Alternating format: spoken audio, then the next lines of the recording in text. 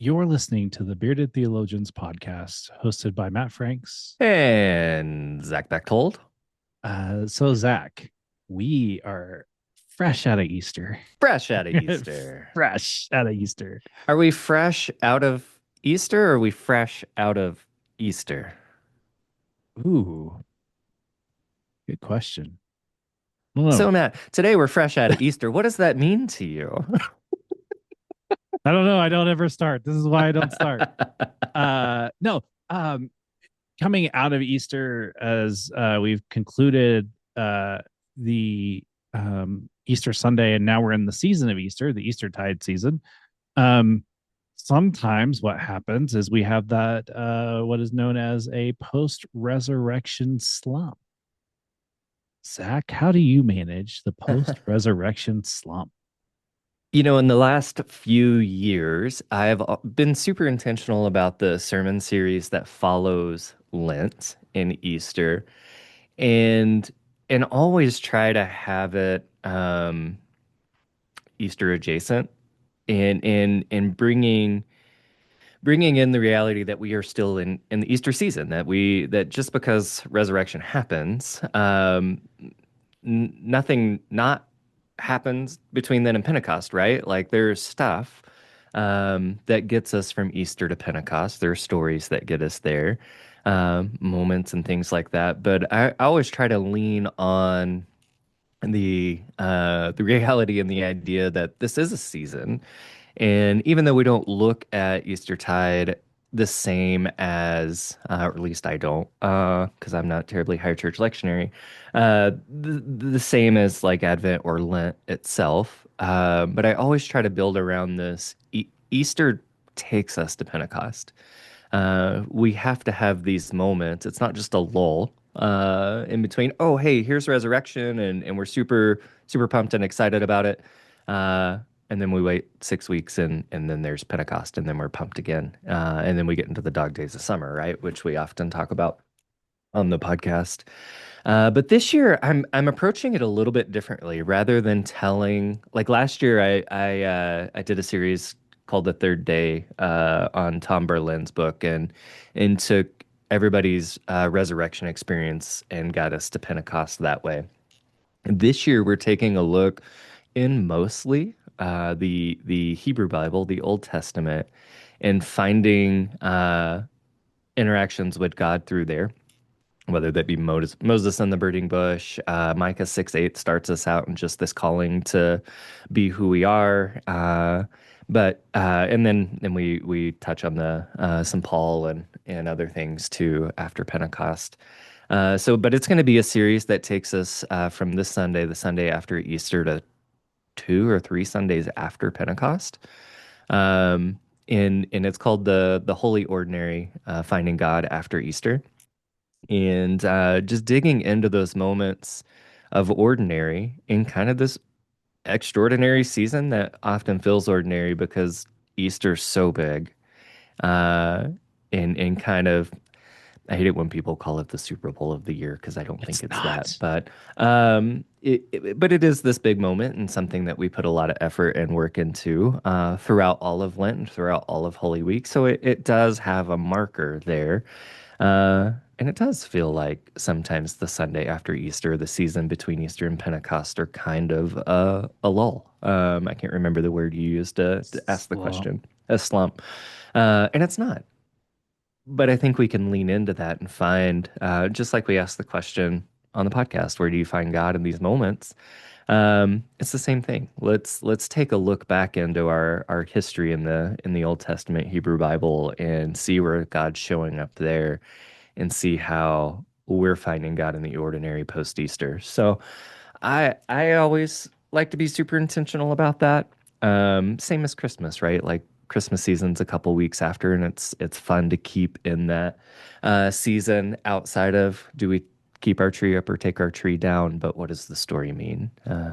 As we hold on to the hope that we find in the empty tomb and the interactions there, rather than it being a lull or a slump or just kind of this ordinary time, where are we finding God when we least expect it? I think for me, I always I and I it's I've been doing this for a while now. So I think it started really kind of started in Locust Grove. I always try to make the Sunday after Easter a fun Sunday. Hmm. It, Whether don't it's we usually call it Holy Humor Sunday? Is I that the don't, Sunday after Easter? I don't know. That's beyond my lectionary knowledge. Um, I just made it up. I'm gonna TM it is a thing. I just don't know when that trademark. is.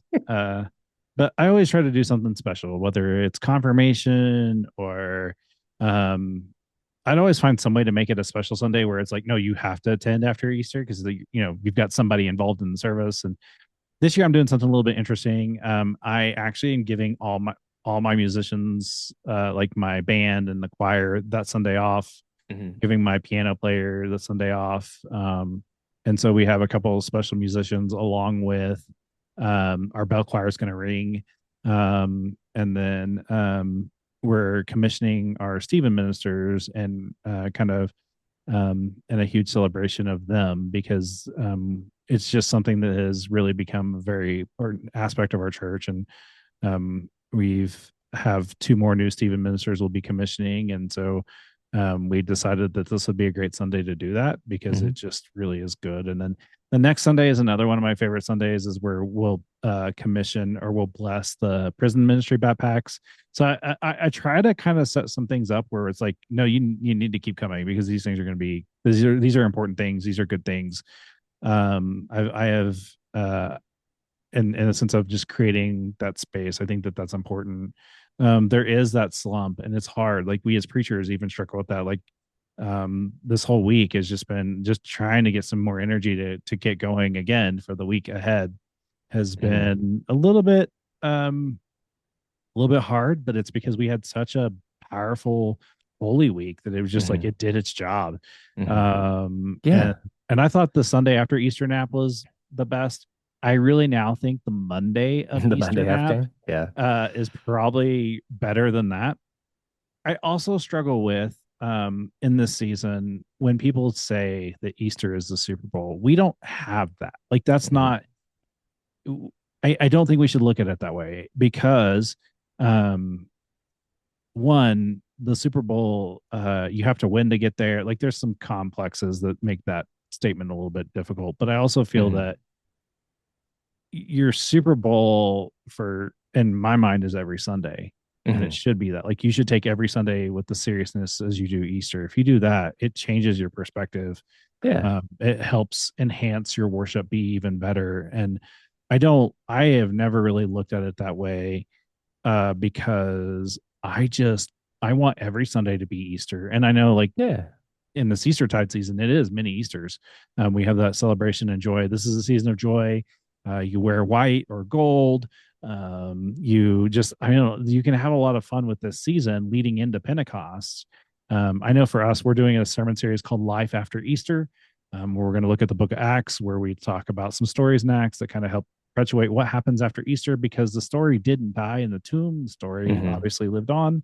And I don't know. I just love this season because it's a season of excitement and joy, and yeah, it can be a letdown because we're entering in the summer, and we'll talk about the dog days of summer here in a bit. Hmm. But I also think that if we do it well, the slump isn't much of a slump.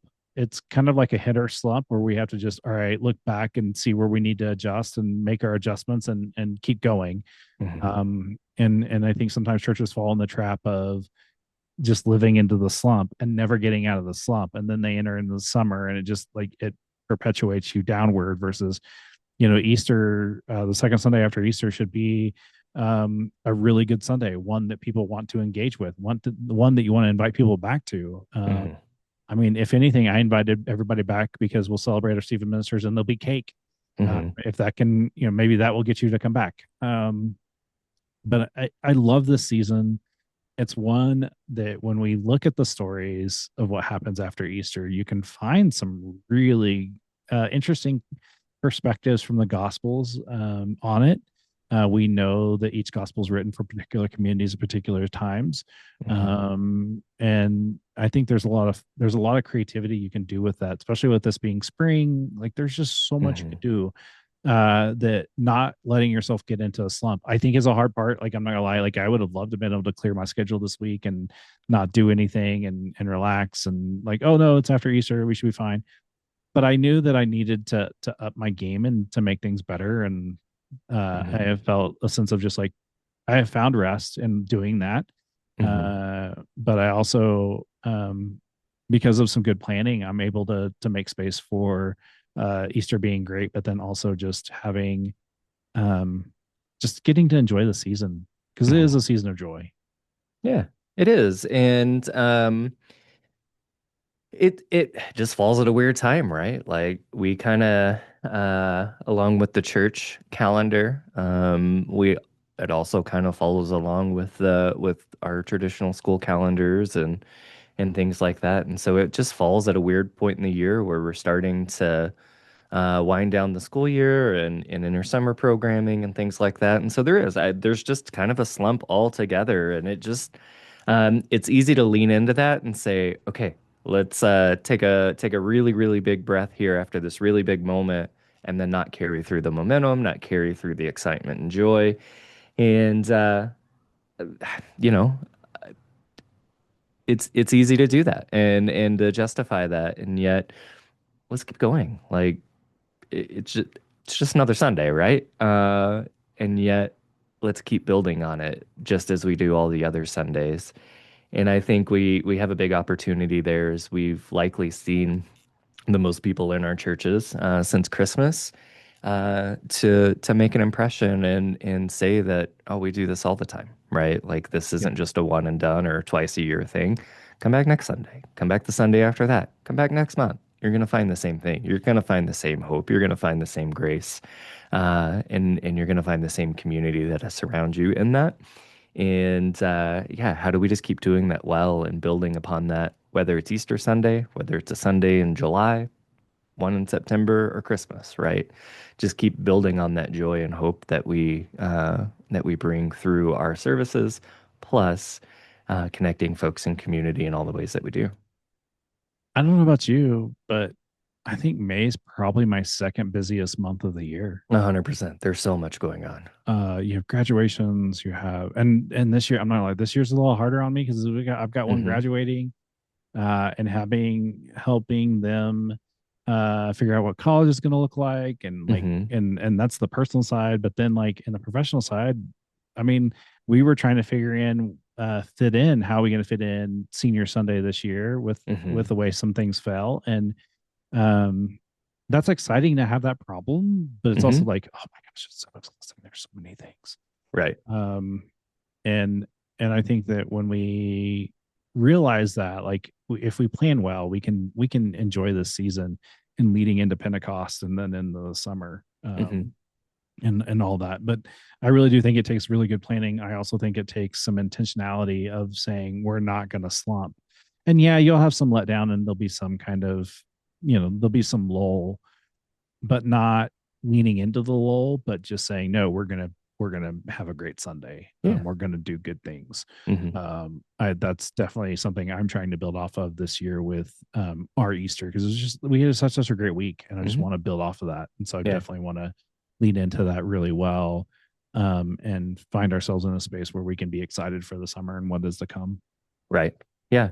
Um, Yeah, bring in your Easter best every Sunday. And that doesn't mean the way you dress, right? Just the celebration, the hope, the joy, the love and grace of Christ all over. I think it's great. Take a breath, keep doing it because it's a lot of fun. We could be doing worse things. Yeah, We could be doing harder things. Yeah. it definitely could be doing harder things. So Zach, since the last time we met, online, in Zoom, when Yeah. I love how I'm prefacing this from now on. Where have you seen God at work in your life? Um, I just exactly where we're talking through our Easter services this last week and just truly our whole Holy Week, Palm Sunday through Easter Sunday. Was a ton of fun. We had just really really great services and people showing up just the way that they are. in those moments and taking a moment through all of Holy Week just to be present. It was really, really cool. Um, Sunrise service, sunrise Easter service is my favorite service of the year.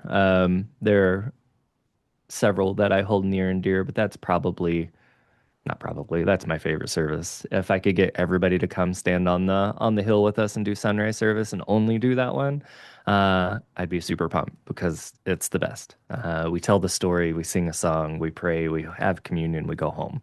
But there's just something so great and sacred about it. And what's fun about it is this is the first place that I've had the opportunity to do an outside Easter sunrise service not on church grounds. I had the opportunity in Shoto, but it was always 20 below and we could never get out on the Yeah. butte. And we have, I don't know, 50, 60 people. The first year I did it, I was expecting less than 20 because I just didn't know. I didn't know how they would do it, who came, all that kind of stuff, and we continue to run those types of folks for that service. And the thing that amazes me the most about it is less than half of them are regular church folk. Um, so many people who come to the Easter sunrise service are community folks and people looking specifically for that service. Um, and it's really cool. It's really, really cool to see just people walk up, sit and stand in the cold for a little bit, enjoy the sunrise, hear the story, celebrate communion, have some conversation in community and go home.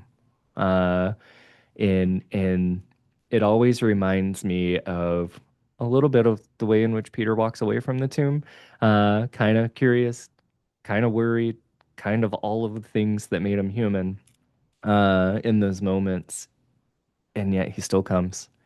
He still participates. He still shows up with everything, and is present in that moment. And here's the story again.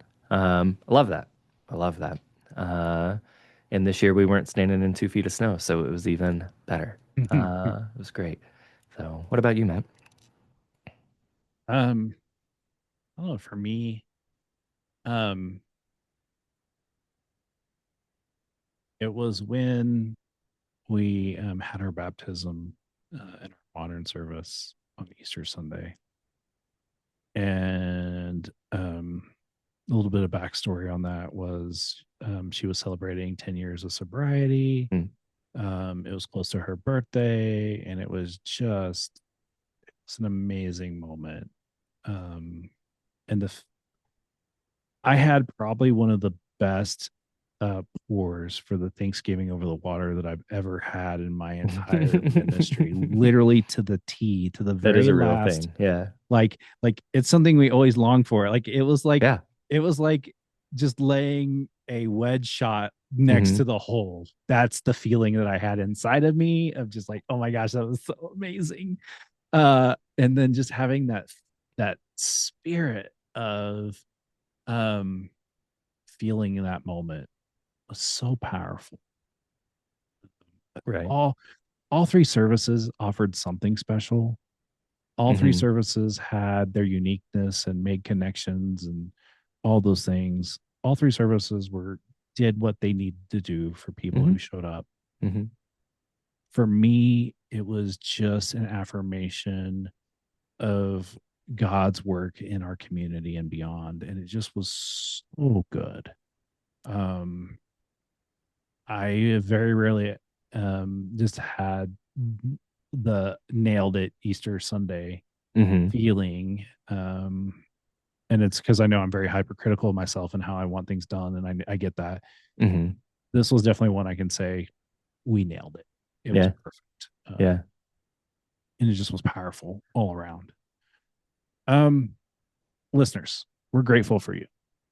We have amazing content up on our website at beardedtheologians.com. You can check out 10 years worth of things. And then we also have um, swag that you can buy to give to the friends, graduation gifts, Father's Day, Mother's Day, they're coming up. Um, all those things are available online on our website. So we definitely would love for you to connect with us. And so we hope you do that. And don't forget to like and share us and subscribe to our videos or our podcast channels. But we're definitely grateful for you. And so for the Bearded Theologians, I'm Matt Franks. I'm Zach Bechtold. Thanks for checking us out. And like this video. And push that thumbs up. Thank you for listening to the Bearded Theologians podcast. Don't forget to like, subscribe, and share on all social media outlets. You can check out old episodes and more information at beardedtheologians.com. Thanks for checking us out.